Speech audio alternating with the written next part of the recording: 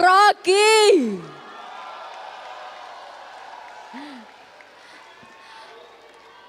Selamat sore Bung Rocky. Apa kabar kamu? Sehat. Jurusan apa? Ekonomi. Namamu siapa? Alfi. Semester berapa? Semester 7. Semester? 7. Mau DO semester berapa? Bentar lagi Deo. Iya. Ini kita kedatangan tamu luar biasa. Ini teman-teman mahasiswa Jawa Timur, mana suaranya? Kalian kasih ultimatum. Dalam 5 menit, Anies nggak datang, presidennya kita ganti.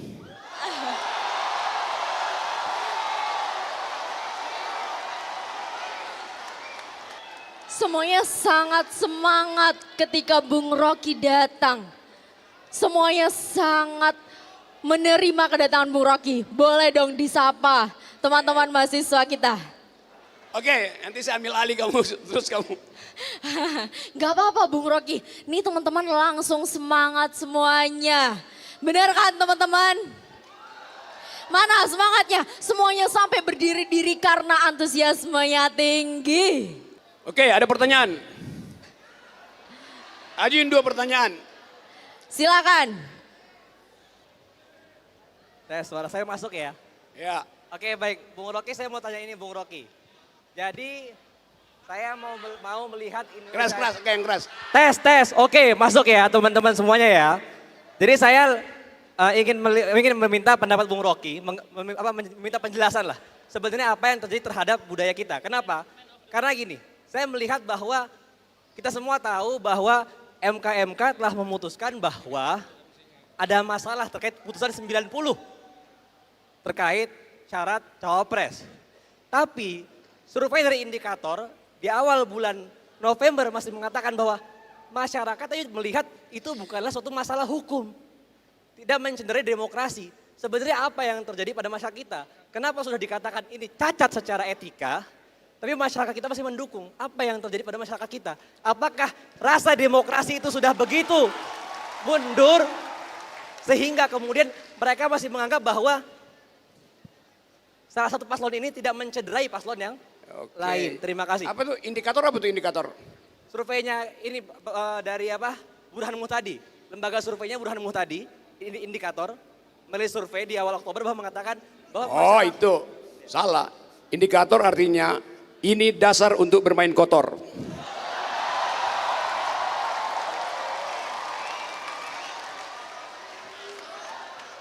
berarti Bung, berarti bagian yang cacat ini akan mencerai semuanya ya Bung? Gimana? Kan ini kan ada dua orang sepasang. Kan salah satu pasangannya cacat hukum. Apakah mencederai juga, berpengaruh juga terhadap pasangan yang tidak cacat secara hukum ini? Indikator yang menciderai watak demokrasi. Nggak boleh ada pernyataan semacam itu. Kan lembaga survei dimaksudkan untuk menuntun pikiran-pikiran kritis, pikiran etik. Karena bangsa ini ada di dalam kesulitan etik. Nah justru mereka menambah kesulitan itu. Itu namanya bodoh, salah. Namanya tolol, salah. Namanya goblok, salah. Namanya Dungu. ya betul, dungu. Naik aja, ini panggung bebas, siapapun boleh naik di sini buat ngoceh. Yuk, siapa? Naik. Ngoceh aja dari situ, nih ambil nih. Kasih dia mic, ngomong. Cek 1 2. Halo. Ini Pak. Halo. Cek. Selamat sore, Pak Rocky Gerung. Ya saya tahu nih sore. Oke. Saya mau bertanya Pak Rocky terkait dengan apa yang terjadi beberapa hari ke belakang ini yang di GBK. Ini kan seberapa dungunya calon presiden tahun 2024 yang mana di dalam undang-undang pemilu tidak boleh pejabat administrasi negara menunjukkan keterpihakannya dalam satu calon presiden. Seperti itu. Terima kasih. Kamu salah lagi kamu. Ini soal abdesi kan? Ya dia berhak abdesi.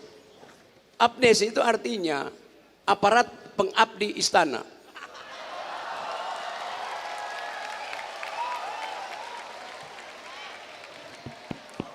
Cek, low. Ya, 3 menit lagi. Anies nggak datang, bubar.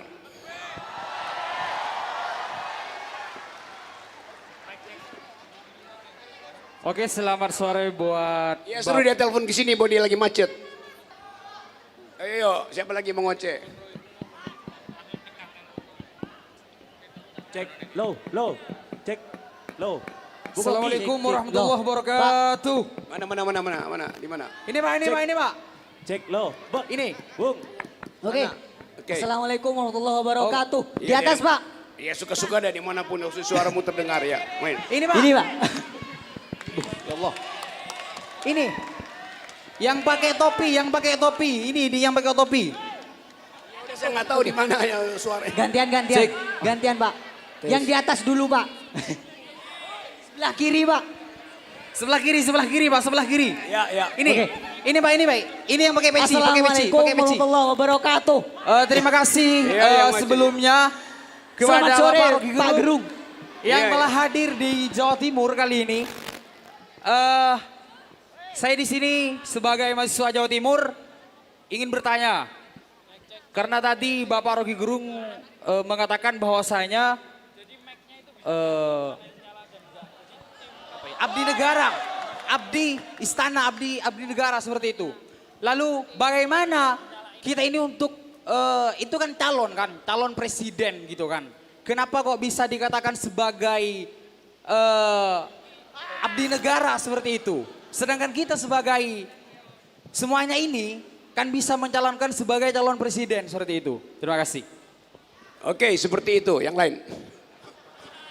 Kata Bapak tadi kalau Anies Baswedan datangnya kurang lebih dari 5 menit, itu diganti saja. Jadi Ini sudah lebih lewat dari 5 menit, Pak. terus Kalau saya pribadi, saya lebih setuju kalau Bung Rocky jadi presiden. Oke. Bung, sini Bung. Oke, sekian terima kasih, Pak. saya udah presiden akal sehat. Assalamualaikum. Terima kasih atas waktunya. Perkenalkan, nama saya Muhammad Alifi Akbar. Saya dari Universitas Wijaya Kusuma, Fakultas Pertanian. Nah, saya mau tanya terhadap Bang Rocky. Universitas Wijaya Kusuma, Nggih. Fakultas Pertanian. Pertanian. Nggih. Yang saya mau tanyakan ialah dengan yang kita tahu saat ini status Bang Rocky Gerung sebagai tersangka, apa yang memotivasi Bang Rocky Gerung itu tetap berani bersuara dan itu juga bisa memberikan contoh bagi teman-teman kita semua agar tetap berani untuk bersuara secara akal sehat. Lah, secara yang kita tahu sekarang bahwasanya status Bang Rocky sekarang itu sebagai tersangka. Lah, apa yang memotivasi Bang Rocky Gerung itu tetap berani untuk bersuara? Terima kasih. Ya karena ada sekian banyak massa di ruangan ini yang akan melindungi saya kalau saya jadi tersangka.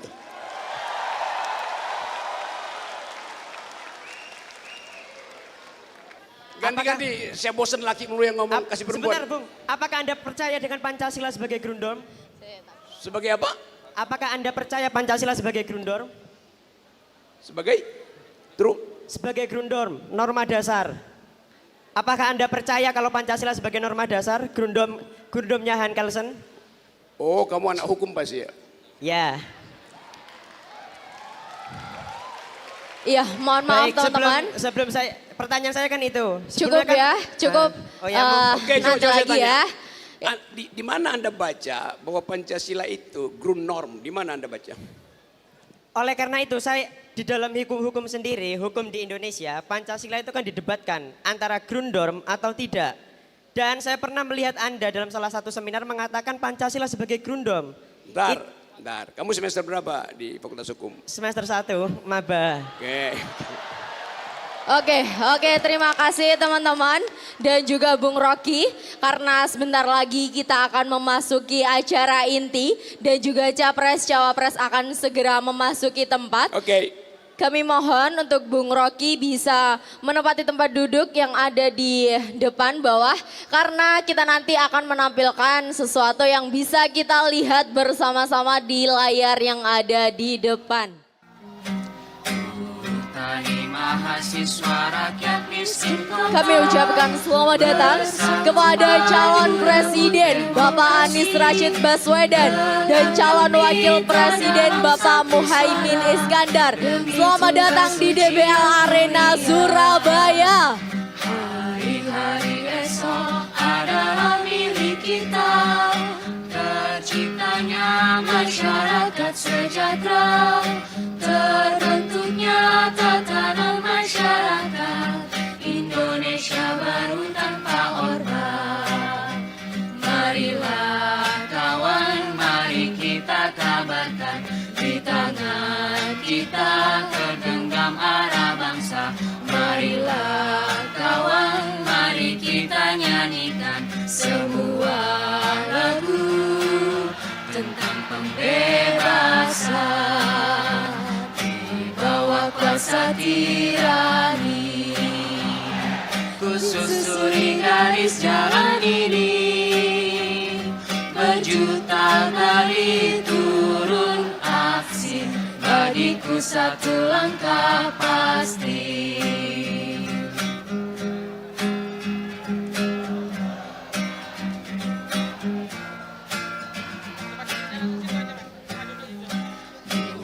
Tani mahasiswa rakyat miskin kota, bersatu padu rebut demokrasi, gegap gempita dalam satu suara, demi tugas suci yang mulia.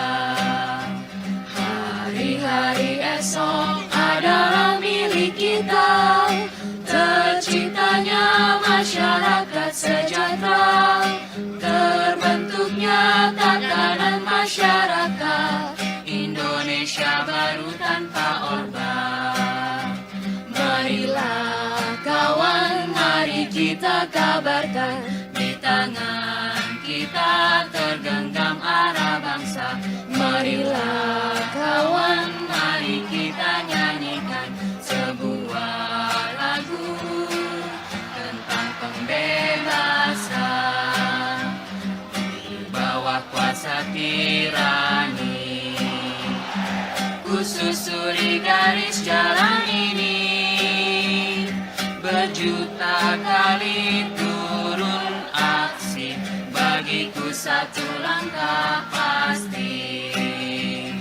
Berjuta kali turun aksi, bagiku satu langkah pasti. Bagiku satu langkah pasti.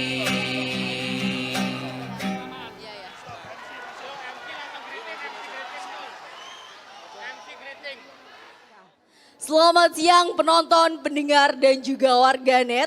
Senang sekali saya Alfi Fariha, mahasiswa Universitas Airlangga Surabaya yang juga bagian dari panitia bersama mahasiswa Jawa Timur untuk negeri. Bersama dengan Anda tepat di hari Rabu tanggal 22 November 2023. Juga mengucapkan selamat datang kepada hadirin semuanya. Tentunya dalam acara diskusi dan diseminasi mahasiswa Jawa Timur menguji pikiran Capres dan Cawapres Republik Indonesia 2024.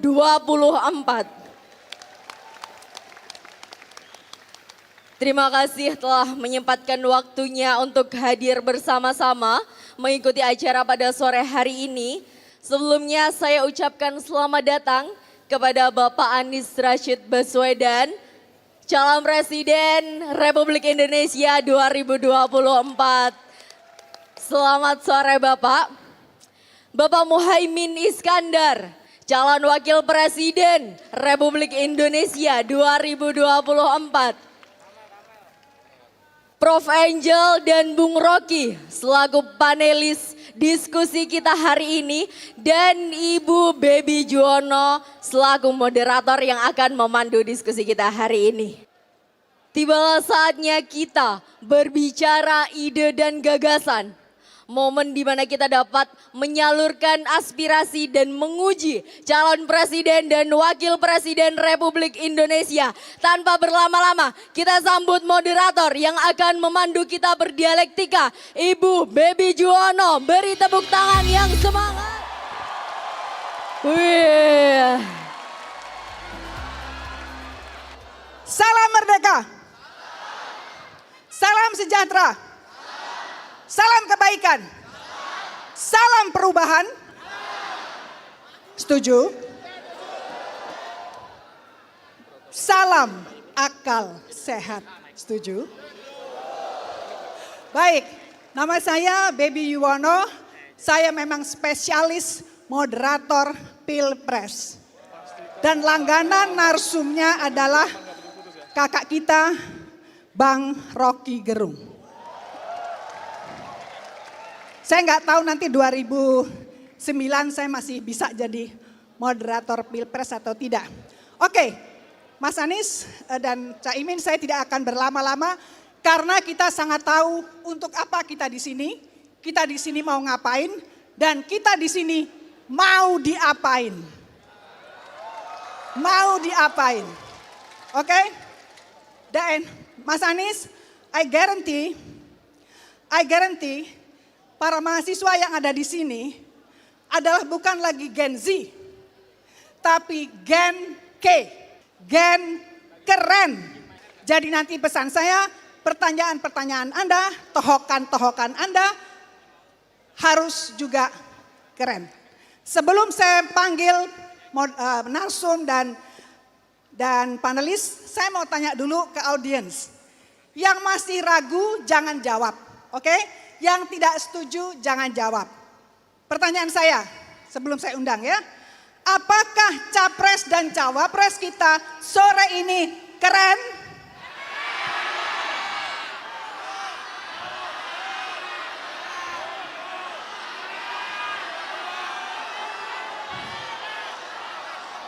Oke, kita buktikan. Setuju? Ya. Generasi keren, gen keren, pertanyaannya harus keren. Karena yang dihadapi adalah paslon keren. Jangan lupa itu ya. Oke, sebelum saya mengundang capres dan cawapres, pertama kali saya ingin mengundang seorang ibu, Profesor Angel Damayanti dari UKI. Ya, silakan Ibu. Dengan bidang kalau saya tidak salah hubungan internasional, ya. Dari jauh udah kelihatan pinternya. Baunya udah bau pinter, ya. Monggo silakan duduk, dipersilakan duduk di tengah atau di pinggir sini boleh. Berikutnya abang akal sehat, ya, bukan abang tukang bakso, adalah kakak saya. Kakak bukan ya? Mana sih orangnya? Kakak tua. Kakak tua. It's time for me to invite you. Dan saya kalau panggil,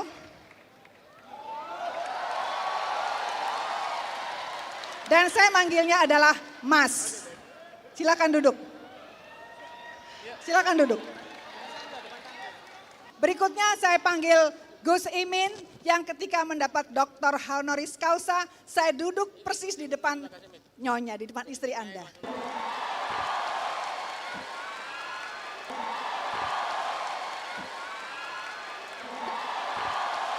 And last but not least, kalau dulu kita punya Smiling General, ingat siapa ingat Smiling General? Pak Harto ya, Smiling General. Kalau nanti ada takdir, maka kita akan punya Smiling President. Smiling President kalau ada takdir. Silakan Mas Anies.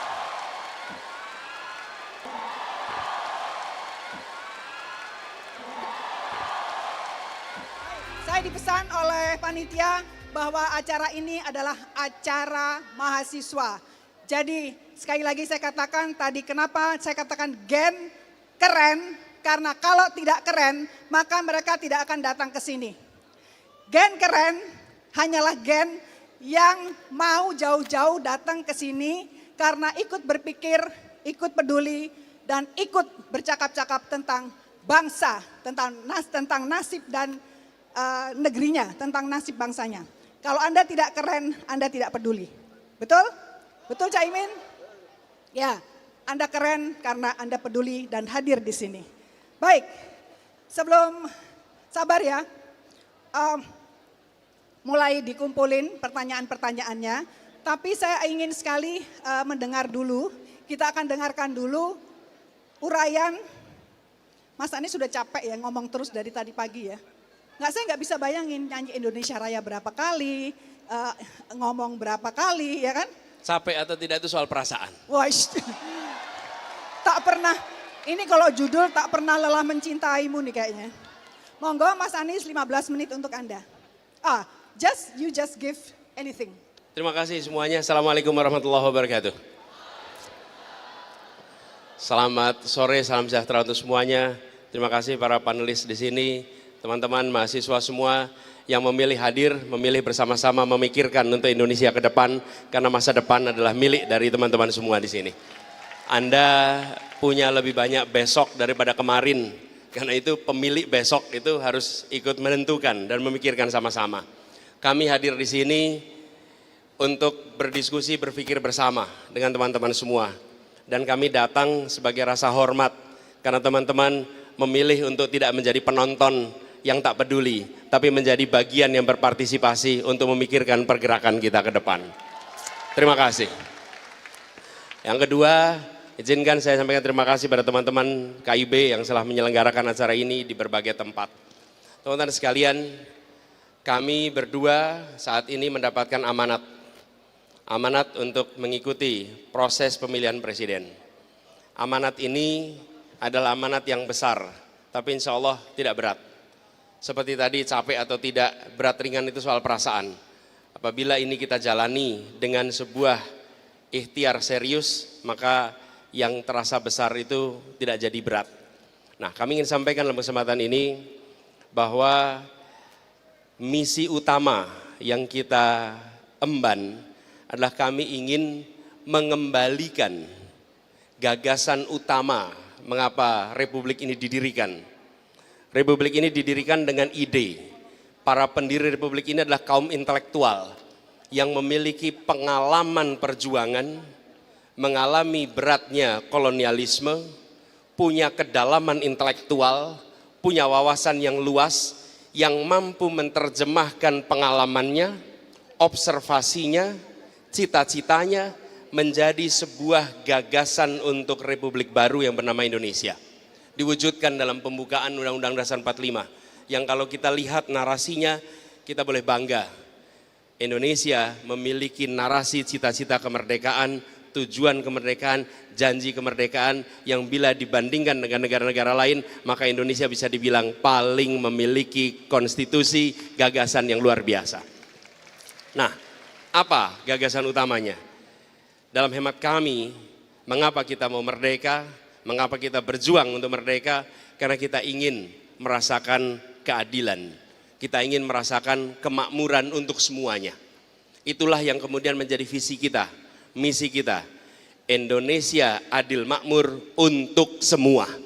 Karena yang kita saksikan selama ini, Indonesia yang maju untuk sebagian, Indonesia yang makmur untuk sebagian.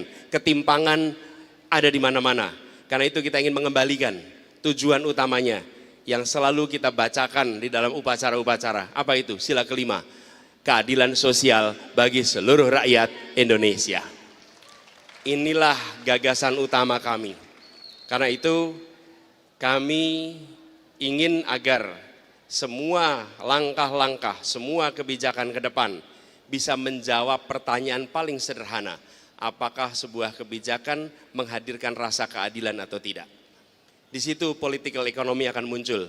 Siapa dapat apa, berapa besar, kapan, di mana dalam setiap kebijakan yang disusun. Itulah sebabnya kita ingin memperjuangkan itu. Termasuk ketika kita bicara tentang aspek-aspek. Ada pendidikan, ada kesehatan, ada pembangunan infrastruktur, ada bicara tentang lapangan pekerjaan. Maka satu pertanyaan itu bisa digunakan untuk berbagai aspek. Dan ketika ini dipakai, kami yakin bahwa arah dari Republik ini kembali kepada arah untuk menghadirkan kesetaraan, menghadirkan kesamaan kesempatan, dan harapannya bisa memangkas yang disebut sebagai ketimpangan yang hari ini ada. Ketimpangan apa? Jawa luar Jawa, desa dengan kota, ketimpangan antara mereka yang terdidik, tak terdidik, yang dapat pekerjaan dan yang tidak dapat pekerjaan. Ketimpangan-ketimpangan ini sudah berjalan panjang. Bila tidak ada langkah korektif, maka kita akan menyaksikan Indonesia yang makin berjarak antar satu unsur dengan unsur lainnya. Jadi, Bapak Ibu sekalian yang saya hormati, ketika kita membicarakan tentang Indonesia sebagai satu kesatuan, maka persatuan yang bisa kita hadirkan harus didasarkan oleh rasa keadilan. Persatuan bisa hadir dengan rasa takut. Kita pernah memiliki stabilitas. Stabilitas itu hadir kenapa? Karena ada pemegang senjata yang mengawasi semua dan meminta semuanya untuk stabil. Tapi itu stabilitas semu. Stabilitas yang otentik adalah stabilitas yang ditopang karena semua merasakan keadilan di dalam masyarakatnya. Ini stabilitas yang sesungguhnya, ini persatuan yang sesungguhnya. Dan itulah sebabnya mengapa kita mendorong ke arah sana, karena kita berharap dengan adanya rasa keadilan, maka kita memiliki ketenangan, keteduhan, persatuan. Kita lihat aja di dunia pendidikan. Pertanyaan sederhana, sudahkah kebijakan-kebijakan pendidikan kita menghadirkan keadilan? Sudahkah kesempatan yang sama bagi anak-anak dari keluarga yang latar belakang ekonomi kuat, latar belakang ekonomi menengah, dan latar belakang ekonomi lemah, apakah mereka memiliki kesempatan yang sama untuk mendapatkan pendidikan berkualitas di seluruh Indonesia? Bila jawabnya belum, itu adalah salah satu agenda perubahan yang kita ingin dorong. Jadi, pertanyaan sederhana itulah yang kemudian akan menjadi pegangan. Dan kami percaya bahwa di dalam sebuah kepemimpinan harus ada gagasan, harus ada ideologi. Karena itu yang kemudian menjadi rujukan bagi semua di dalam mengambil kebijakan. Karena yang puncak memiliki ideologi, yang puncak memiliki gagasan. Jadi rujukan. Tapi bila di puncak tidak ada gagasan, maka semua bisa mengambil kebijakan apa saja. Bila di puncak tidak ada ideologi, maka yang di bawah akan bisa mengerjakan apa saja tanpa arah. Kita harus mengedepankan, dan ideologi itulah yang kami bawa, ideologi dan gagasan itu yang kami emban. Insya Allah dengan begitu kita bisa meraih yang kita cita-citakan. Indonesia adil dan makmur untuk semua. Terima kasih, nanti kita berdiskusi lebih jauh. Assalamualaikum warahmatullahi wabarakatuh. Waalaikumsalam, mohon maaf Mas Anies, cepat waktunya soalnya mepet sekali nih. Molornya tadi mundurnya terlalu banyak, mohon maaf. Silakan sekarang pengen dengar juga Gus Imin kan ya? Pengen ya? Oke, silakan Gus Imin. Assalamualaikum warahmatullahi wabarakatuh. Mas Anies, calon presiden, moderator, Profesor Bang Rocky, pimpinan-pimpinan KIB dan seluruh aktivis mahasiswa se-Jawa Timur yang saya cintai, saya banggakan. Alhamdulillah saya bahagia, bersyukur, bangga bisa bertemu dan bersama-sama berpikir untuk masa depan kita, masa depan bangsa kita. Saya bersyukur bisa bersama Mas Anies 2024 ini karena sebenarnya saya dengan Mas Anies sudah sama-sama tahun 80-an, 90-an. Ketika kami sama-sama jadi aktivis mahasiswa di UGM Yogyakarta. Waktu itu kami merindukan sebuah keadaan dari yang sentralistik, dari ekonomi yang sentralistik, dari ekonomi yang konglomeratif, dari ekonomi yang tidak adil, dari ekonomi yang hanya dinikmati segelintir, dari tekanan politik tidak ada kebebasan berpendapat, berpikir dan berkumpul. Kami ingin perubahan dan kami melakukan itu. Alhamdulillah pada tahun 97-96an kita ketemu Gus Dur, Bang Rocky Gerung ini menjadi salah satu motor forum demokrasi waktu itu. Lalu lahirlah demokrasi. Hari ini kita ketemu lagi, reuni besar dalam posisi yang sama. Kalau dulu ada konglomerasi, hari ini ternyata ada juga namanya oligarki. Kalau dulu ada ketimpangan, hari ini juga ada yang namanya kesenjangan. Kalau dulu ada rasa takut, hari ini satu-satunya yang berani mengkritik hanya Bung Rocky Gerung. Tadi saya di UNER, ditanya oleh salah satu panelis, nanyanya begini, bagaimana mempertahankan demokrasi agar tidak mundur dan bagaimana caranya agar pemerintah dipimpin oleh pemimpin yang betul-betul objektif, bukan wasit sekaligus pemain atau pemain sekaligus wasit.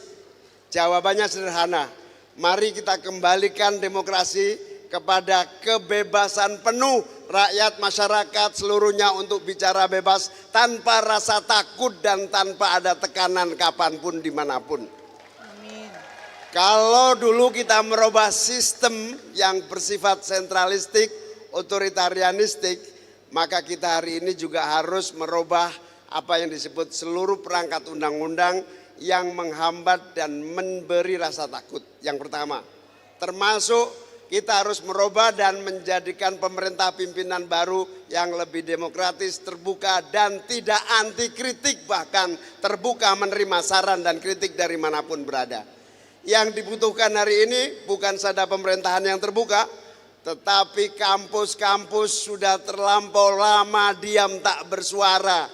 Kampus-kampus saatnya bicara untuk menyatakan kritik dan menyatakan terbuka apa yang sedang terjadi. Kita tidak hanya butuh seorang Rocky Gerung, kita butuh ribuan Rocky Gerung Indonesia yang itu adalah Anda semua, para aktivis mahasiswa yang akan membawa perbaikan nasib demokrasi kita di masa yang akan datang. Makanya kami berdua bersepakat kita ingin lahirkan perubahan. Yang besar tetap boleh besar, tapi yang kecil harus berubah menjadi besar dan kuat untuk sejajar bersama yang lainnya. Tidak ada diskriminasi, tidak ada yang namanya kesenjangan ekonomi, yang namanya keadilan muncul menjadi fakta kehidupan ekonomi kita. Ibaratnya tantangan kita ke depan adalah bagaimana semua itu terwujud satu-satunya cara yang konstitusional. Agar konstitusi ini bisa dilaksanakan secara istiqomah, konsisten. Pembukaan Undang-Undang Dasar 45, negara demokrasi, sistem keadilan yang dijamin oleh Pancasila, semua bisa terwujud apabila terlahir pemerintahan hasil pemilu yang jujur, adil, bebas, rahasia, dan tanpa tekanan manapun untuk rakyat. Saatnya kita lahirkan pemilu yang baik. Karena itu kami berdua bertekad bersama-sama hadir dan insya Allah akan bersama-sama untuk melahirkan pemerintahan yang benar-benar melahirkan pembaruan, perubahan nasib untuk rakyat Indonesia yang lebih baik. Amin. Terima kasih sahabat-sahabat para aktivis, terima kasih semuanya menjadi bagian dari masa depan Indonesia. Tidak boleh kita serahkan kepada siapapun. Di tangan kita, kita akan kawal perubahan menjadi lebih baik. Allahumma amin. Assalamualaikum warahmatullahi wabarakatuh.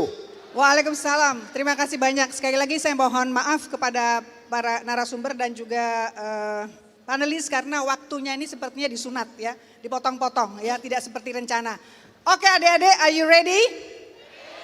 Sangat banyak persoalan bangsa tentang konstitusi, tentang undang-undang, tentang ekonomi, tentang apapun, tentang budaya, tentang apapun ya, betul?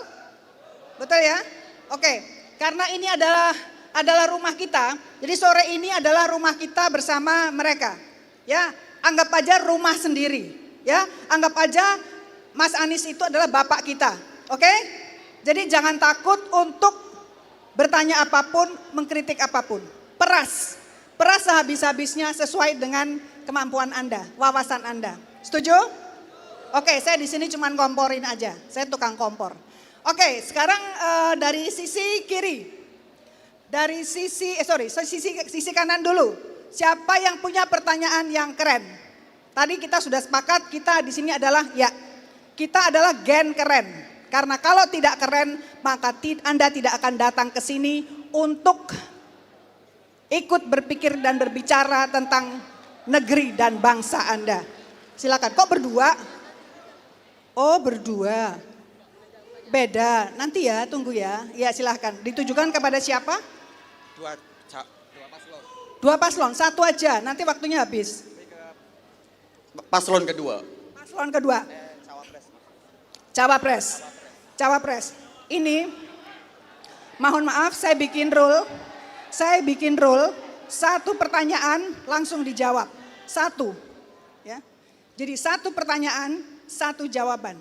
Saya tidak mengumpulkan 2 atau 3 pertanyaan, tapi satu pertanyaan, satu jawaban. Setuju ya semua? Setuju. Silakan bertanya. Assalamualaikum warahmatullahi wabarakatuh.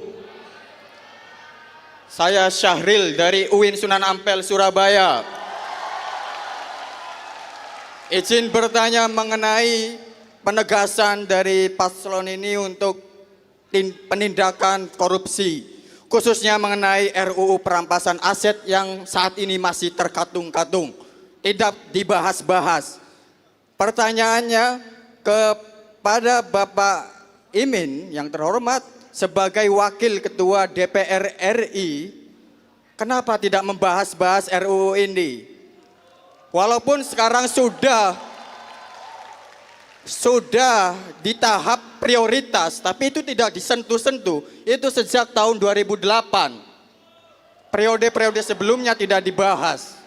Itu yang perlu ditegaskan. Memang itu telah tercantum di misi ke-8 dari paslon ini. Poin kedua, bagaimana kalian meyakinkan kami langkah konkret untuk mengawal dalam pengesahan RUU perampasan aset. Karena ini penting. Satu lagi. Karena ini penting, ini untuk memiskinkan para koruptor. Kita tahu sebelumnya terjadi korupsi BTS. Menteri dari mana menterinya? Menteri Menkominfo dan Mentan, ada lagi yang terbaru juga. Menterinya dari mana? Itu yang perlu dikeruk. Agar uangnya tidak untuk menyicil mobil Alphard, teman. Itu pertanyaan. Baik, kita di sini pertanyaan kita fokus saja ya, tidak usah ke kanan ke kiri, kita fokus saja. Apa yang akan dilakukan oleh capres dan cawapres kalau ada masalah-masalah yang masih banyak di negeri ini, itu aja, oke? Bagaimana, ya. Ya, langkah konkret. Silakan Cak Imin. Ya, terima kasih dari UIN. UIN mana? Surabaya. Sunan Ampel. Jadi kami berdua dengan Mas Anies bersepakat dengan seluruh para partai pendukung. Kalau hari ini belum berhasil karena kami mungkin jumlahnya tidak mayoritas di parlemen, insya Allah melalui kepemimpinan presiden dan wakil presiden dalam waktu singkat kita bisa akan wujudkan undang-undang perampasan aset dengan dukungan seluruh pihak. Karena itu menjadi komitmen jumlah. Oleh karena itu perlu dukungan jumlah partai yang ada di DPR. Oleh karena itu, tapi kita bisa mulai dari kepemimpinan koalisi yang kuat. Insya Allah di bawah koalisi Amin, 50% lebih parlemen akan bisa merubah secepat-cepatnya undang-undang perampasan aset. Amin. Baik, terima kasih. Anda tidak puas? Anda tidak puas atau Anda mau bertanya masalah lain? Oh, pertanyaannya? Baik, Caimin, izin bertanya, bagaimana caranya dengan waktu sesingkat itu bisa mengatasi masalah tersebut? Dan juga saya ingin bertanya, perkenalkan sebelumnya saya Tutut Sugiarto dari Universitas Negeri Surabaya. Izin bertanya kepada Mas Anies juga, Pak Anies, saya sempat mendengar bahwasannya Pak Anies ini adalah capres yang nggak blunder seperti itu. Saya lihat dari capres-capres yang lain itu sering blunder. Akan tetapi dari Pak Anies sendiri tidak blunder. Tapi ada salah satu pembicaraan yang masuk kepada saya bahwasanya Pak Anies blunder dalam membeli wakil presiden seperti itu. Bagaimana caranya seperti itu? Saya membuktikan bahwasanya Amin ini bukan paslon yang kaleng-kaleng seperti itu. Bisa dijawab seperti itu. Terima kasih. Gimana Cak, mau dijawab atau tidak? Mas Anies ya, monggo. Jadi langkahnya yang paling ingin didengar adalah caranya. Karena negeri tidak sedang baik-baik saja. Gini, makasih ya. Namanya siapa tadi Mas? Siapa? Sugiarto. Mas Sugiarto, terima kasih dari UNESA ya. Unes Negeri Surabaya. Teman-teman, kami berpasangan menjadi pasangan cawapres, capres. Ini adalah sebuah keberkahan buat kami. Kenapa? Ini bukan cawapres instan, bukan cawapres dadakan. Ini adalah seseorang yang memiliki rekam jejak yang amat panjang di dalam pergerakan. Dari mulai pergerakan kemahasiswaan. Hati-hati, di antara teman-teman sekarang ini, kita semua memiliki rekam jejak. Rekam jejak. Karena itu kalau melihat seseorang, maka bukan tanyakan apa yang akan Anda kerjakan besok. Kalau soal apa yang Anda kerjakan besok bisa ngarang jawabannya. Oke, tapi kalau ditanya apa yang sudah Anda kerjakan sejak muda, maka di situ rekam jejak Anda menjadi bukti. Oke?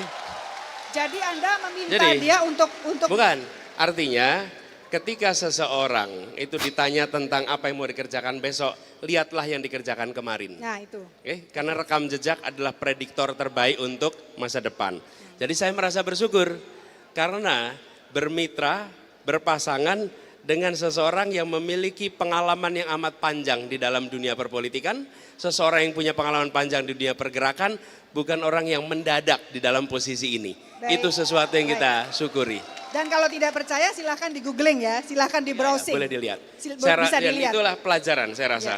Pelajaran bagi kita semua bahwa ketika kita berbicara tentang perubahan, berbicara tentang apa yang mau dikerjakan, lihatlah yang sudah dikerjakan di masa lalu. Baik silahkan bebas untuk googling. Saya mau ke tengah dulu, saya duduk sini aja ya. Ya, saya minta yang di, ya sana itu, ya Anda, ya. Tolong dikasih mic-nya,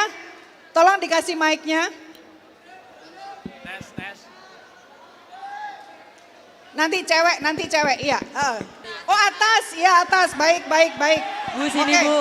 Baik. Tes. Oke, assalamualaikum warahmatullahi wabarakatuh. Waalaikumsalam, silakan.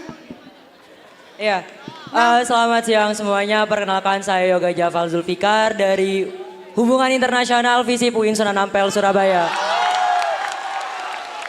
Iya, di sini saya ingin bertanya terkait misi nomor 7 dari Bapak Anies dan Caimin terkait memperkuat sistem pertahanan dan keamanan negara.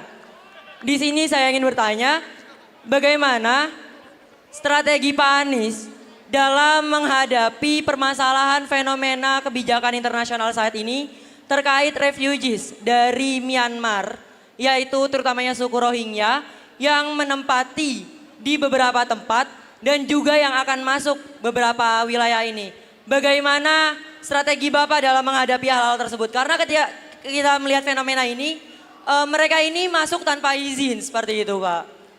Dan kemudian bagaimana potensi dan juga peran Indonesia sendiri dalam menghadapi permasalahan tersebut? Terima kasih. Sudah? Sudah Ibu, sudah. Baik, Mas Anies, maaf, apakah pertanyaan ini cukup penting untuk dijawab atau kita skip? Wah, gini. Penting. Tidak ada pertanyaan yang tidak penting. Baik, oke. Maaf Bapak, ini Monggo. tidak penting atau Bapak yang tidak bisa menjawab ya? Bukan begitu, karena kita diberi waktu Jadi sangat gini, sedikit sehingga mungkin bisa dikumpulkan menjadi dua sekaligus pertanyaannya, gitu. Bu Bebi, Ya. saya ingin menjawab pertanyaannya. Monggo, silakan. Dengan senang hati, monggo. Gini, Bu Bebi, pertanyaannya semua penting. Baik. Jadi bedakan pertanyaannya jangan penting tidak penting, tapi panjang atau pendek. Karena ini soal waktu. Oke. Nah, pertama soal alutsista. kita berada di belakang jadwal di dalam penuntasan alutsista kita. Kita ketinggalan. Yang seharusnya sudah bisa tuntas di tahun 2025, kita masih berada di belakang dari jadwal itu. Kita terlambat beberapa tahun. Menurut hemat kami itu bisa melakukan revisi dari sebagian rencana untuk alutsista kita. Menggunakan apa? Menggunakan teknologi-teknologi terbaru. Sebagai ilustrasi, ketika rencana alutsista kita disusun 10 tahun yang lalu, pada saat itu teknologinya masih teknologi 10 tahun yang lalu. Hari ini kita sudah mengalami perubahan teknologi yang luar biasa. Kita harus melakukan revisi, menggunakan teknologi-teknologi baru dan merevisi apa yang sudah kita rencanakan. Saya beri ilustrasi. Bila dulu kita berencana membeli 100 mesin fax, pada saat itu yang namanya beli mesin fax itu benar, itu adalah kebutuhan. Itu direncanakan dikerjakan selama 10 tahun. Ketika sudah tahun ke-8, tahun ke-7, tidak relevan lagi kita beli mesin fax. Apa mau tetap dilaksanakan? Tidak. Maka menurut saya hari ini kita harus melakukan penyesuaian atas teknologi-teknologi sehingga kebutuhan alutsista kita akan bisa terpenuhi. Begitu yang pertama. Yang kedua, terkait dengan peran Indonesia di dunia internasional. Kami berpandangan bahwa Indonesia harus aktif. Indonesia di dalam kancah internasional tidak transaksional, di mana kita melihat negara-negara lain semata-mata sebagai mitra dagang, mitra ekonomi. Kalau tidak ada kegiatan perdagangan maka tidak ada hubungan. Tidak, kita adalah seperti kita di sini. Kita semua warga Surabaya, warga Indonesia, dan kita adalah warga dunia yang harus terlibat di dalam urusan-urusan dunia. Sehingga ketika ada persoalan-persoalan kemanusiaan, apalagi yang ada di sekitar kita, maka kita harus membuka pintu kita, menyayomi mereka, memberikan perlindungan yang kita bisa lakukan. Sehingga kita menunjukkan kepada dunia bahwa kami bagian dari dunia, dan bila ada problem-problem yang apalagi menyangkut kemanusiaan, Indonesia tidak tinggal diam. Sambut mereka, beri perlindungan kepada mereka, berikan kesempatan untuk nanti pada waktunya mereka bisa kembali, tapi Indonesia harus menjadi safe haven bagi tetangga-tetangga kita yang menghadapi masalah. Terima kasih. Ya, dari jawaban ini kelihatan sekali bahwa Mas Anies ini orang yang sangat menghormati, attitude beliau sangat menghormati apapun. Ya, kita belajar dari beliau bukan hanya dari sisi hard skill, kepintaran, kompetensi hard skill saja, tapi juga attitude bahwa beliau menghormati, menghargai pertanyaan apapun. Meskipun pertanyaan tentang negeri ini sangat banyak sekali. Nah, mungkin satu lagi boleh? Satu lagi. Ada jalan keluar yang bagus sekali dari Mas Anies adalah monggo dari perwakilan bicara tentang masalah yang ingin ditanyakan. Nanti dari semua itu Mas Anies akan menjawab. Setuju? Siap, setuju. Ya, meskipun tidak semua ya. Meskipun kita pilih misalnya 5. Ya, misalnya 5. Ya. Bu. Moderator. Perwakilan aja Bu, perwakilan dari satu universitas satu. Iya, semuanya mau. Saya tahu semuanya mau. Sekarang begini. Moderator, pojok. Silakan yang sudah siap. Moderator. Sebentar. Pertanyaan tadi dari Mbak itu kita keep dulu. Pertanyaannya kita keep dulu ya, nggak usah dijawab ya. Sekarang siapa lagi yang mau bertanya? Moderator, pojok. Moderator. Instruksi moderator. Dari mana? Kami dari Bondowoso dari mana? jam 8. NTT. Instruksi dari moderator. Moderator instruksi. Instruksi. Satu unit. Mohon maaf kami potong, moderator. Baik, terima kasih buat waktu dan kesempatan yang diberikan kepada saya. Saya dari NTT, dari Nusa Tenggara Timur. Ya, baik, saya mau bertanya kepada dua paslon, langsung satu pertanyaan. Ya, di negara kita saat ini masih banyak persoalan yang belum diselesaikan. Misalkan satu, proses penegakan hukum, ya, pengembangan sumber daya manusia belum kita selesaikan. Nah, yang menjadi pertanyaan saya kepada wakil presiden dan calon presiden, ya, kenapa ada pernyataan di setiap kampanye yang menyatakan bahwa kalau Amin menang, kita membela Palestina. Kalau Amin menang, kita membebaskan Palestina. Kenapa kita menggunakan kata seperti itu? Menurut saya, Kalau kita mendamaikan Palestina dengan Israel tidak bermasalah. Kenapa menggunakan kata membebaskan dan membela Palestina? Dasarnya apa? Coba. Karena ini negara kita belum selesai, masih bobrok menurut saya. Masih bobrok menurut saya. Artinya begini menurut saya. Ya, bahwa pertanyaan saya dasarnya apa dan kenapa dikeluarkan pernyataan seperti itu? Dasarnya apa? Ya, supaya masalah kita sendiri selesaikan dulu. Begitu. Terima kasih. Makasih. Sebentar. Kalau Anda ribut saya tidak bisa bicara. Oke? Jadi yang ada di sini terpaksa saya tunjuk. Ya, maaf. Karena waktunya terbatas, yang ada di depan saya tunjuk. Anda tidak boleh protes lagi. Oke? Siapa dari Jember? Baik, terima kasih. Perkenalkan, nama saya Faisal Rahman dari Universitas Islam Negeri Kiai Haji Ahmad Siddiq Jember.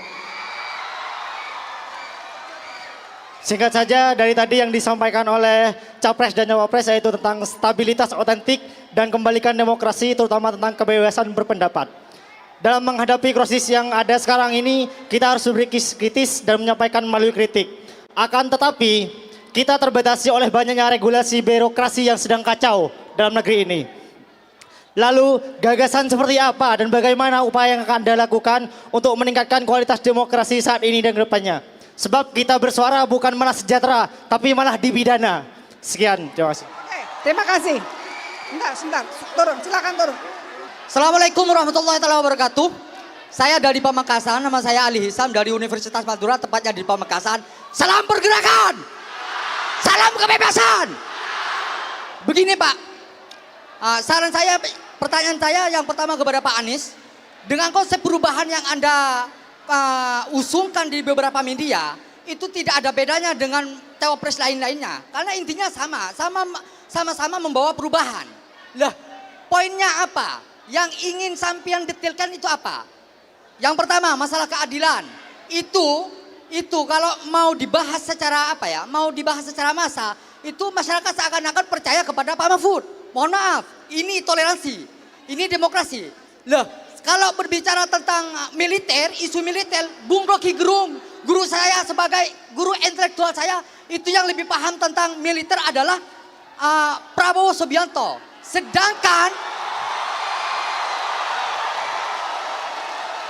Sedangkan begini Pak, sedangkan dalam apa yang saya dengar dari sampian, ketika membicarakan beberapa kayaknya seorang penyair, kalau sampian posisinya sebagai cawapres, nggak terlalu butuh itu Pak. Kalau Rocky Gerung itu memang pekerjaannya Pak, sehingga demokratis semakin meningkat dan lain sebagainya, itu nggak masalah, oke. Cuman yang lebih detailnya program apa unggulannya yang bisa membedakan. Karena banyak isu sambil mendukung IKN dan lain sebagainya. Itu Pak, mohon maaf. Salam dari Madura. Assalamualaikum warahmatullahi wabarakatuh. Perkenalkan, nama saya Irfan Sidney Pratama dari Lumajang. Asal kampus Sekolah Tinggi Agama Islam Miftahul Ulum Lumajang.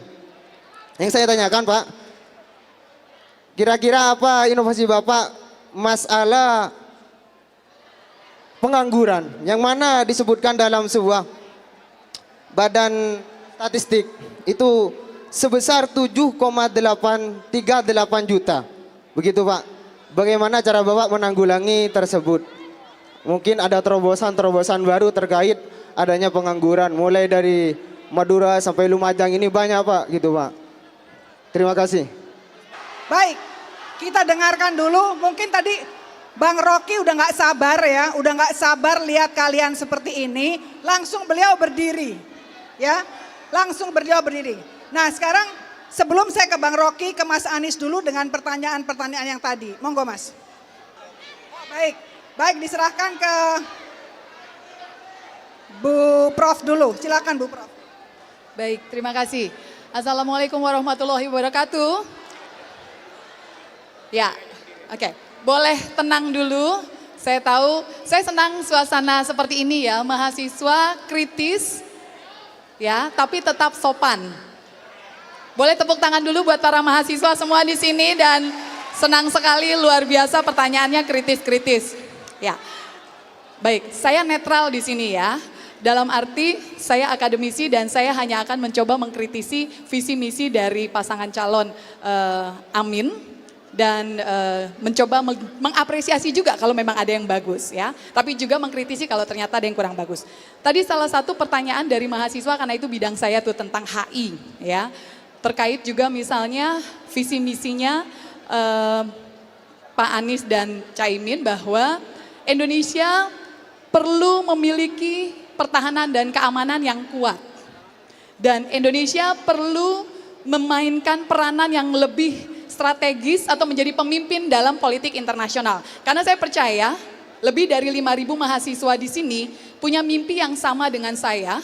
Siapapun nanti pemimpinnya, tapi kita punya mimpi yang sama yaitu bagaimana melihat Indonesia menjadi negara yang unggul di level internasional. Tepuk tangan dulu dong buat Indonesia. Kita punya mimpi yang sama bagaimana Indonesia menjadi pemimpin dan masyarakat Indonesia juga menjadi bagian dari global civil society. Jadi Indonesia dan masyarakat Indonesia bukan hanya menjadi korban, tapi kita menikmati semua yang baik yang ada baik di negara ini maupun dalam sistem internasional. Nah, bicara tentang visi nomor 7 tentang pertahanan keamanan, Pak Anies, Caimin, mohon izin. Ketika kita bicara tentang pertahanan dan keamanan yang kuat, pertama yang perlu kita pahami, yang dianggap sebagai ancaman oleh Pak Anies dan Caimin itu sebenarnya apa? Yang kedua, ketika kita bicara tentang ancaman, kita juga perlu tahu, kami perlu tahu sebenarnya yang diancam itu apa atau siapa. Dari sana baru kita bisa melihat strategi seperti apa yang dibutuhkan dalam kondisi keterancaman tadi. Itu satu pertanyaan tapi jadi bagian ya, satu gabungan. Kemudian bicara tentang ancaman dan rasa terancam tadi, kalau kita melihat posisi di antara tiga pasangan ya, kalau boleh saya jujur, Capres-Cawapres ini lumayan menunjukkan, karena kemarin saya nonton yang CSIS Pak Anies, dan saya respect dengan mimpinya Pak Anies yang mau menjadikan Indonesia seperti zaman tahun 50-an yang Indonesia menyelenggarakan konferensi Asia Afrika dan Indonesia benar-benar menjadi leading di sana. Dan mimpi saya juga seperti itu, artinya hari ini Indonesia harus menjadi pemimpin. Nah, masalahnya belakangan ini kalau boleh saya jujur, bahkan calon-calon yang lain juga terkesan melihat Indonesia secara inward looking. Melihat hanya masalah-masalah yang ada di dalam negeri dan kemudian energi habis untuk menyelesaikan masalah di dalam. Padahal kalau mau menjadi pemimpin di internasional atau mau menjadi bagian dari global civil society, Indonesia juga harus outward looking. Melihat keluar, melihat posisi Indonesia saat ini bagaimana, seperti apa, dan kondisi internasional juga bagaimana. Yang saya lihat, Indonesia sumber daya alamnya luar biasa, potensi laut luar biasa, potensi ruang angkasa belum ada yang membahas itu dari 3 calon ya, padahal ruang angkasa Indonesia ini luas sekali. Dan untuk menjadi jalur transportasi atau komunikasi itu luar biasa besarnya. Tapi belum ada yang membahas ke sana. Dengan potensi-potensi yang besar, ditambah kondisi kita yang banyakkan inward looking, belum lagi Indonesia juga menghadapi disintegrasi dalam arti gini, sejarah Indonesia menunjukkan bangsa Indonesia itu gampang sekali terpecah belah. Sehingga politik divide et impera itu bisa terjadi di Indonesia dan Indonesia didominasi oleh negara lain selama ratusan tahun. Nah itu yang saya tidak mau lagi terjadi. Artinya gini, pertanyaan saya yang kedua, dengan berbagai situasi tadi, Pak Anies, yang masih terkesan inward looking, kita punya sumber daya alam yang melimpah, kita punya potensi yang besar, tapi kita juga punya kerentanan dalam hal disintegrasi, sementara politik global, negara-negara besar, itu memang sedang menunggu kapan Indonesia pecah. Kapan Indonesia berada di titik lemahnya sehingga asing, kekuatan global tinggal masuk mengambil Indonesia atau mereka pura-pura datang seakan-akan kami pahlawan, kami mau bantu Indonesia. Tapi kenyataannya tidak seperti itu. Lalu yang saya mau tanyakan kepada calon presiden dan calon wakil presiden kita sore ini, strategi apa yang sudah dipersiapkan menghadapi berbagai macam kerentanan internal, eksternal, tapi kita juga punya potensi yang luar biasa yang harus dijaga supaya tidak dikuasai asing. Itu saja, terima kasih. Oke, ini banyak banget yang ini harus begini, ini harus begitu, bingung sayanya. Mas Rocky, Anda ditugasi setelah ini untuk monggo. The stage is yours.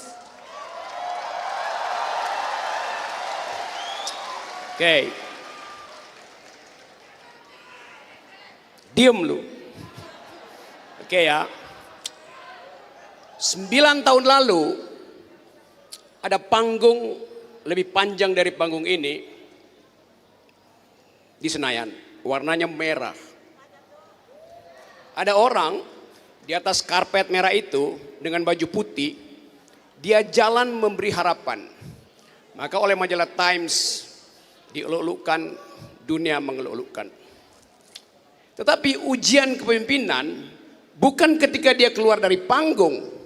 Sama seperti Peragawati, kalau dia keluar dari panggung itu langkah biasa, catwalking. Ujian seorang Peragawati ketika dia ada di ujung panggung dan dia melakukan U-turn. Itu momen ujian bagi seseorang. Dia bisa sukses keluar dari panggung dengan kamera, tapi begitu di panggung dia pakai high heel, stiletto, hak tinggi, tiba-tiba high heelnya patah, maka dia pincang. Saya pakai baju putih, Caimin pakai baju putih, Anies pakai baju putih, ada di panggung hijau. Apa bedanya baju putih saya, baju putih Imin, baju putih Anies dengan baju putih yang dipakai oleh seseorang selama 9 tahun? Ada orang pakai baju putih selama 9 tahun, tapi otaknya hitam.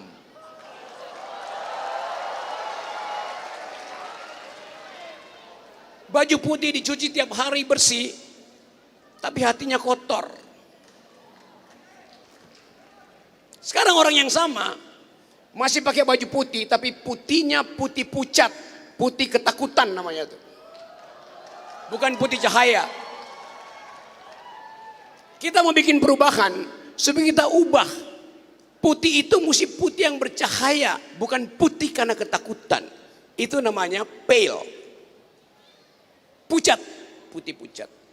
Nah tadi teman-teman mahasiswa memperlihatkan satu upaya untuk mengucapkan tidak pada Cak Imin dan Anies. Anda lakukan pertanyaan yang betul-betul ketat. Anda tadi menggeleng pada mereka berdua. Dan tugas universitas adalah menggeleng, bukan manggut-manggut. Yang manggut-manggut itu turunan dinasti.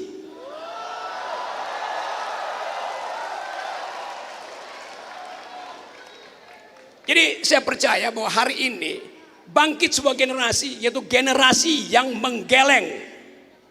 Menggeleng pada kekuasaan, menggeleng pada oligarki. Lagu Anda tadi, lagu para mahasiswa, Anda diminta untuk mengucapkan peradaban demi mereka yang ada di simpang jalan dan bingung mencari arah. Lagu kalian. Pertanyaan saya, Anda harus ada tetap di jalan kebenaran. Bahkan ketika Cak Imin dan Anies jadi presiden, Anda harus tetap menggeleng. Itu fungsi intelektual. Tapi Anda harus hati-hati. Menggeleng artinya menggerakkan kepala kiri kanan. Menggeleng. Tapi ada juga menggeleng yang tidak mengeluarkan pikiran. Namanya pelangak-pelongok. Jadi Anda mesti bedakan, menggeleng artinya upaya mengeluarkan pikiran. Pelangak-pelongok karena justru tidak punya pikiran. Itu bedanya tuh. Jadi teman-teman di sini, saya mengulas apa yang diucapkan tadi. Bahwa dua pasangan ini berupaya untuk bicara di tingkat paradigma, tingkat value, tingkat ide besar tuh. Itu yang kita perlu. Tanpa paradigma, tidak ada proyek, tidak ada keputusan konseptual. Jadi mulailah mengkritik paradigm. Dan saya percaya bahwa satu waktu Anda akan lihat apa yang dia ucapkan nanti, mereka ucapkan nanti di minggu pertama, minggu kedua, dan Anda siap-siap turun ke jalan untuk demo mereka nanti. Di situ kejujuran diawali. Jadi sekali lagi, saya percaya bahwa kumpulan kita hari ini adalah kumpulan akal pikiran. Anda bayangkan 2 hari lalu ada kumpulan yang 300 kali lebih banyak dari ini di Senayan, namanya Abdesi. Anda juga Abdesi, Asosiasi Pemikir Demokrasi.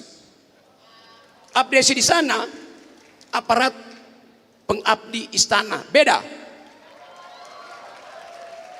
Jadi pastikan bahwa Anda bukan pemuja kekuasaan.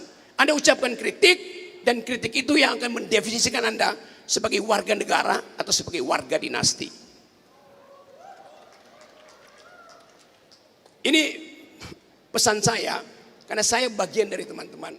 Upaya untuk merawat demokrasi itu bukan cuma butuh kekuatan partai, tapi kekuatan intelektual.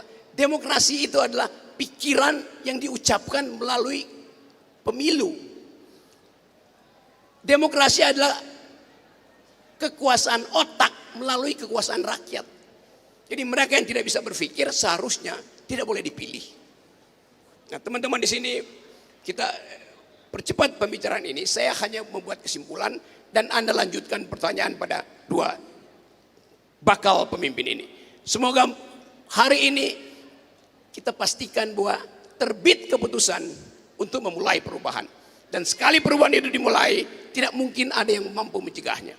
Kita ingin supaya satu waktu nanti panggung ini akan Anda lalui masing-masing. Kita ingin kendalikan ambisi-ambisi kekuasaan yang hari-hari ini hanya diatur melalui kaleng kongguan. Kita ingin ada generasi emas. Kita ingin semua kita mampu untuk mengucapkan keadilan. Kita ingin ada bagian yang kita tetapkan sebagai tujuan bernegara. Surabaya diingat sebagai kota perjuangan. Bung Karno belajar di sini. Semua ideologi dimulai dari Surabaya. Bung Karno belajar tentang nasionalisme di sini.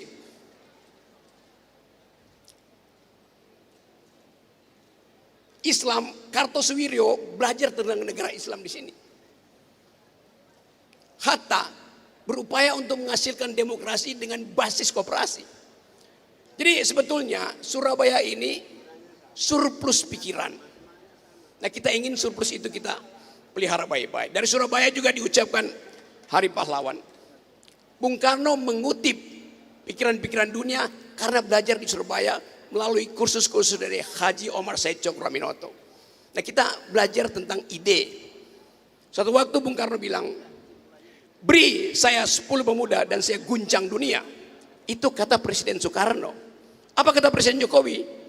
Saya kirim 1 pemuda, saya jadikan dia wapres.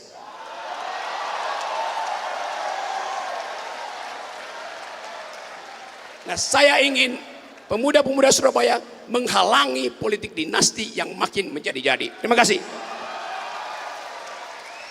Terima kasih Mas Rocky. Ya, terakhir kita akan mendengar jawaban dari Mas Anies dari pertanyaan-pertanyaan tadi. Monggo Mas Anies.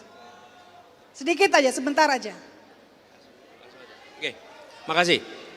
Gini, teman-teman sekalian, saya ingin jawab apa yang disampaikan tadi pertama soal bonus demografi. Bagaimana dengan bonus demografi? Bonus demografi ini nomor 1 harus sehat, 2 terdidik. Kalau sehat terdidik artinya apa? Artinya fasilitas kesehatan di semua tempat harus memadai. Penanganan soal gizi dari mulai dalam kandungan itu harus dikerjakan. Ini tidak bisa tidak. Dan kalau ini tidak dikerjakan, maka akan sulit kita mendapatkan sebuah kualitas manusia yang secara kesehatan itu baik. Yang kedua, pendidikan. Pendidikan kita tahu ada negeri ada swasta. Sudah saatnya berhenti membedakan antara negeri dan swasta. Karena keduanya merupakan institusi yang mendidik anak-anak kita, mendidik anak-anak bangsa. Dan kemudian jumlahnya harus diperbanyak. Bila jumlah bangku SD lebih banyak daripada bangku SMP, dan bangku SMP lebih banyak dari bangku SMA, maka itu artinya apa? Artinya kita belum berniat untuk mendidik setiap anak Indonesia. Karena itulah jumlahnya harus setara bangkunya supaya setiap anak bisa menuntaskan. Yang ketiga, kalau pendidikan baik, kesehatan baik, maka apa yang disampaikan juga di pertanyaan berikutnya soal lapangan pekerjaan. Bagaimana lapangan pekerjaan itu tersedia sehingga mereka yang sehat, terdidik, bisa memiliki pekerjaan yang layak, bisa hidup yang layak. Pertama, bukan hanya hilirisasi, tapi harus kita lakukan reindustrialisasi di daerah-daerah yang hari ini justru minim industrialisasi. Di situ akan terjadi lompatan. Dan sektor apa yang penting? Bapak sekalian, teman-teman semua, kita menyaksikan investasi yang tumbuh besar selama 2015 sampai 2023. Naiknya sampai 300%. Tetapi banyaknya di sektor energi. Dan sektor energi hanya menyerap 1% tenaga kerja. Tapi kalau kita dorong sektor pertanian, perkebunan, peternakan, maka penyerapannya sampai 44% tenaga kerja. Itulah yang harus kita dorong. Industrialisasi justru di sektor pertanian, di sektor perkebunan, karena begitu banyak komoditas yang kita hasilkan dijual mentah-mentah keluar. Industrialisasi di sektor ini akan menjadi penggerak penciptaan lapangan pekerjaan dan membuat nilai tambah yang amat besar atas semua komoditas-komoditas yang dihasilkan di dalam negeri. Ini kemudian menjawab soal demografis sekaligus soal lapangan pekerjaan. Yang kedua, tadi ada pertanyaan, mengapa kita mengurusi Palestina di saat di dalam penegakan hukum juga belum terjadi? Bung Karno tahun 50-an mendapatkan pertanyaan setara. Bung, ngapain Anda bikin konferensi Asia Afrika di saat 90% penduduk ini buta huruf? Kalau Anda lihat apa kata koran hari itu tentang Bung Karno dan Ali Sastroamidjojo, kecaman, kritik, cacian. Kenapa? Karena di saat kita masih miskin, Bung Karno mengumpulkan semua orang. Tapi apa yang terjadi? Warga Asia, Afrika yang dipanggil datang ke Bandung, mereka semua menyaksikan semangat bangsa baru namanya Indonesia di dalam meraih kemerdekaan dan menjadi inspirasi bagi kemerdekaan dari Asia dan Afrika. Dan itu kemudian dirayakan di Afrika, dirayakan di Asia sebagai apa? The Spirit of Bandung. Peristiwa yang hari itu dikritik luar biasa oleh semua media, semua partai. Anda cek aja apa yang ditulis koran hari itu. Namanya Ali Sastroamidjojo, yang namanya Soekarno. Hari itu dikritik habis-habisan. 50 tahun kemudian dunia menengok pada Indonesia dan mengatakan, ya Anda memang miskin secara material, tapi Anda memiliki kekayaan pikiran, kekayaan gagasan, kekayaan spirit yang dunia membutuhkan. Dan itu yang diekspor dari Indonesia. Apa yang terjadi? PR yang dihadapi oleh Indonesia dan PR yang dihadapi oleh dunia itu harus kita mainkan peran sama-sama. Ya, saya beri contoh, kita tinggal di sebuah kampung. Rumah kita masih banyak urusan, tapi ketika di kampung kita ada keluarga yang mengalami krisis kemanusiaan, maka kita tidak bisa bilang pada anak-anak kita, lupakan soal keluarga itu, kita hanya pikirin sendiri. Tidak, sebagian kita kirimkan untuk membantu mengurusi krisis kemanusiaan yang ada di tangga kita. Pada saat ada sebuah bangsa yang masih mengalami penindasan dan kita sudah merasakan kemerdekaan, kita tinggal diam. Kita ingin katakan bahwa kita akan selalu berusaha untuk membebaskan mereka dari penderitaan dan kita harus mendukung sebagaimana ketika dulu kita merdeka, berbondong-bondong masyarakat dunia membantu Indonesia untuk kita merdeka. Mereka masih punya masalah, tapi mereka tak tinggal diam. Kita tunjukkan kepada dunia, ya kami warga Surabaya, ya kami warga Indonesia, tapi kami juga warga dunia yang ambil tanggung jawab untuk perdamaian dunia. Kemudian tadi ada yang bertanya soal apa masalah keadilan, apa bedanya. Teman-teman sekalian, yang kita saksikan selama beberapa tahun ini, kita didorong untuk melakukan pembangunan fisik yang luar biasa kuat. Tapi pembangunan manusia sering terlewatkan. Bagaimana dengan puskesmas kita? Bagaimana dengan sekolah kita? Bagaimana dengan apa yang kita sebut fasilitas pendidikan tinggi? Teman-teman sekalian, biaya pendidikan tinggi yang hari ini mahal itu membuat hanya mereka yang mampu yang bisa mengakses pendidikan tinggi. Bila itu kita biarkan, maka ketimpangan di masa depan akan menjadi jauh lebih besar lagi. Karena itulah mengapa harus dilakukan perubahan supaya ada kesetaraan. Dan yang tidak kalah penting, aturan-aturan yang membatasi kebebasan bicara. Tadi disampaikan, banyak aturan yang menghalangi. Kami dari awal, berbulan-bulan yang lalu kami sudah mengatakan bahwa semua aturan undang-undang, peraturan yang membuat kita takut untuk berbicara, aturan itu harus diubah dan justru harus memberikan kebebasan untuk berbicara. Sudah lama itu dikatakan. Kenapa? Karena justru dengan kebebasan mengungkapkan terjadi dialog. Bagi pribadi yang terbiasa dialog, datang ke sebuah dialog adalah sama-sama saling mencerahkan. Tapi orang yang tidak terbiasa dialog, pasti dia akan takut datang di tempat yang kita melakukan dialog.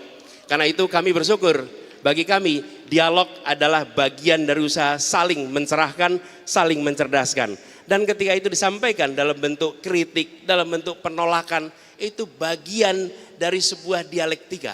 Ini bagian dari saling mencerahkan. Justru ketika ada kritik, maka yang merencanakan sesuatu harus memberikan penjelasan tambahan, harus memberikan argumen tambahan. Siapa yang diuntungkan? Yang diuntungkan publik yang menyaksikan. Dia menerima kebijakan bukan menerima bulat-bulat begitu saja, tapi dia akan membandingkan apa yang dikatakan pengkritik dengan apa yang dikatakan penyusun kebijakan, mana yang lebih masuk akal. Dan pesan saya pada kita semua, untuk saya dan semua kita di sini, netral atau tidak itu pilihan. Menurut saya bukan soal netral atau tidak. Yang harus kita jaga adalah objektivitas.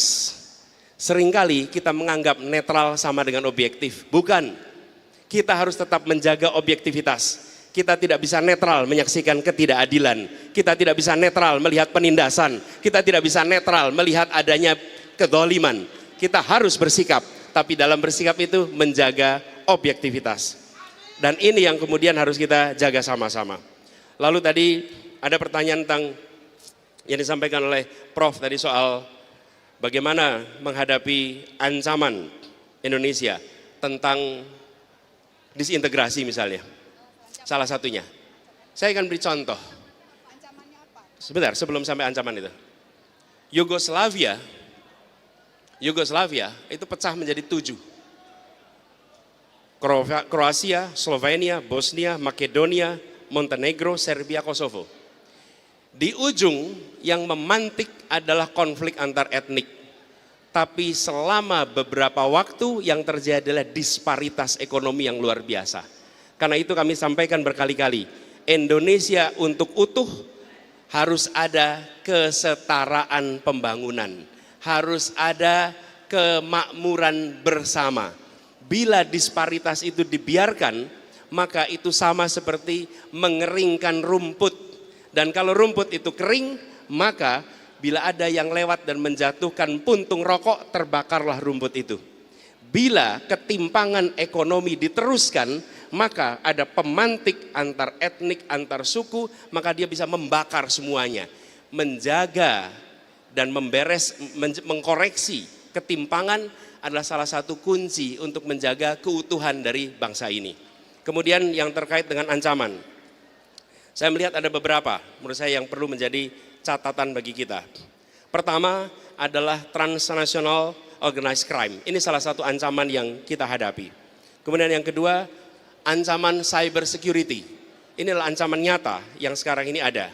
Dan kemudian ketiga, Indonesia ini punya batas wilayah yang sangat luas. Border security, keamanan perbatasan kita merupakan salah satu ancaman yang cukup besar. Yang keempat, kita ini negara yang penuh dengan ancaman bencana alam. Itu juga salah satu ancaman yang kita hadapi. Kemudian yang kelima, kita ini adalah negara maritim. Dan salah satu ancaman terbesarnya apa? Security maritim. Bagaimana kita menyaksikan orang bisa keluar masuk begitu saja dan melakukan pengurasan atas kekayaan alam kita. Yang keenam, kita berada di wilayah dengan ketegangan regional. Kita tahu kawasan Laut Cina Selatan yang sekarang menjadi salah satu tempat di mana di situ ada ketegangan yang cukup tinggi. Ini adalah salah satu ancaman yang kita hadapi. Jadi, Bu Prof, kalau bisa saya sampaikan, itulah beberapa ancaman yang kita miliki. Dan kalau kita sadari ancaman itu, maka kita bisa menyiapkan susunan langkahnya untuk bisa menghadapi semua ancaman itu. Lalu saya ingin tegaskan apa yang disampaikan oleh Bung Rocky tadi. bahwa merawat demokrasi adalah merawat pikiran. Kami berpandangan sama, kami melihat bahwa di dalam demokrasi salah satu kuncinya adalah memberikan ruang untuk dialog, untuk tukar pikiran. Dan itu artinya harus punya pikiran, harus punya gagasan. Kalau tidak ada gagasan, tidak ada pikiran, tidak mungkin bisa dialog. Dialog itu membutuhkan bekal gagasan dan pikiran. Dan demokrasi adalah ruang yang memberikan kesetaraan untuk itu. Ini komitmen kami untuk dijaga. Dan cara melihat komitmen bukan dengan menanyakan besok berbuat apa. Apakah kemarin memberikan ruang untuk kebebasan? Kalau boleh saya sampaikan, saya bertugas di Jakarta. Dengan segala macam kritik, dengan segala macam komentar, kami tidak pernah satupun mengirimkan keluhan, bahkan menuntut kepada polisi atas kata-kata siapapun tentang apa yang dikerjakan oleh Gubernur Jakarta. Nol, tidak ada. Kenapa? Karena biarkan mereka mengungkapkan yang menjadi pikiran. Dan kalau itu diungkapkan dengan kata-kata yang sopan, baik. Kalau diungkapkan dengan kata-kata yang kasar, tidak apa-apa. Biarkan nanti dirinya sendiri yang akan menilai tentang apa yang dikatakan di masa lalu. Dan izinkan nanti anak-anaknya membaca apa yang dikatakan hari ini. Itu adalah salah satu kunci di mana menurut kami ruang kebebasan itu dijaga. Karena itu ketika kita bicara besok kita akan jaga. Kenapa? Karena kemarin kita jaga kebebasan untuk berbicara, kebebasan untuk mengkritik, dan kebebasan untuk saling berdialog, saling bertukar pikiran. Karena dari pertukaran pikiran itulah kita akan muncul gagasan baru. Saya termasuk yang mempercayai inspirasi tidak datang dari meditasi. Inspirasi datang dari interaksi pikiran. Interaksilah yang menghadirkan inspirasi. Karena itu kalau Republik ini ingin maju, berikan ruang interaksi pikiran. Nanti akan muncul gagasan-gagasan baru untuk Indonesia ke depan. Itu jawaban saya atas semua pertanyaan tadi. Terima kasih. Baik, terima kasih.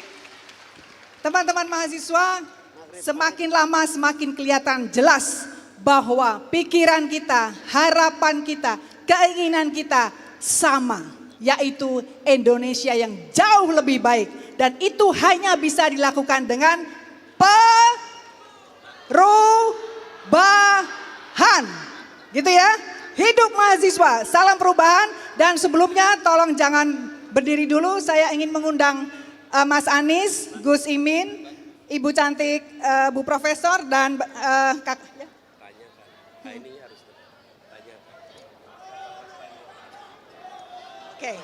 Oke.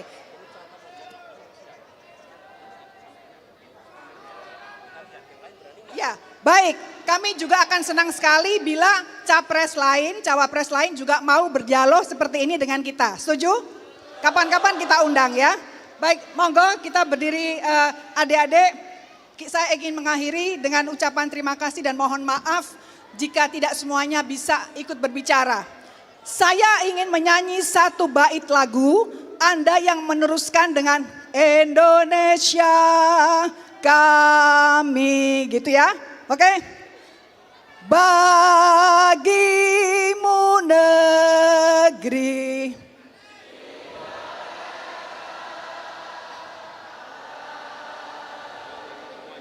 Diulang, Indonesia kami. Setuju? Ya, oke. Ayo kita di depan. Bagimu negeri.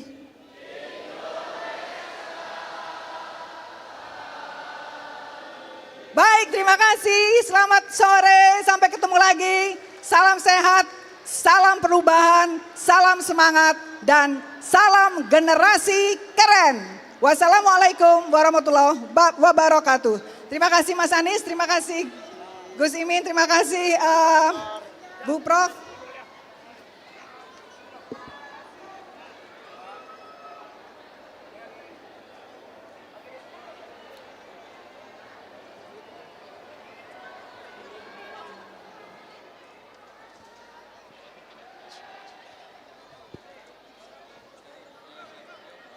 Saya yakin diskusi tajam dan pandangan yang telah kita bagikan hari ini akan menjadi semangat bagi kita semua dalam mengawal perjalanan politik ke depan. Terima kasih kepada Bapak Anies Baswedan, calon Presiden Republik Indonesia 2024, Bapak Muhaimin Iskandar, calon Wakil Presiden Republik Indonesia 2024, juga Prof. Angel dan Bung Rocky sebagai panelis diskusi kita hari ini. Terima kasih kepada semua pihak yang telah menjadi bagian dari perjalanan inspiratif ini. Kita bukan hanya sekelompok individu, tetapi satu bangsa yang bersatu untuk cita-cita adil dan sejahtera. Hidup mahasiswa, hidup rakyat Indonesia. Sampai jumpa di diskusi-diskusi berikutnya.